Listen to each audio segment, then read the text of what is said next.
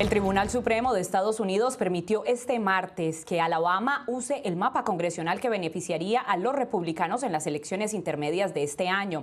Con este visto bueno, los republicanos de este estado eliminan uno de los 2 distritos de la Cámara Baja representados por un miembro afroamericano del Congreso que también es demócrata.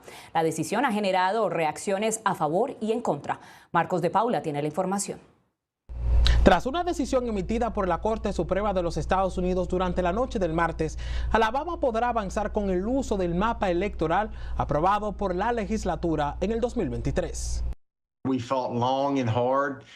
El secretario de Estado, Wes Allen, celebró el fallo y aseguró que representa una importante victoria para el Estado.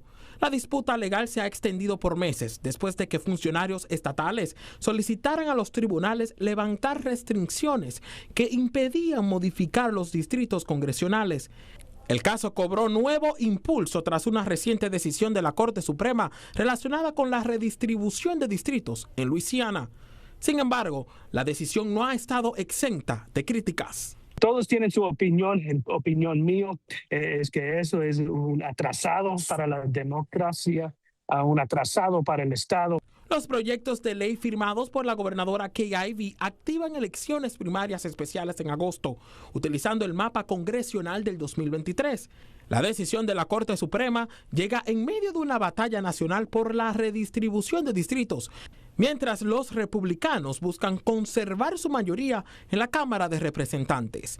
Bajo este mapa que se plantea utilizar en las elecciones de noviembre, Alabama tendrá un solo distrito con mayoría afroamericana de sus 7 distritos congresionales.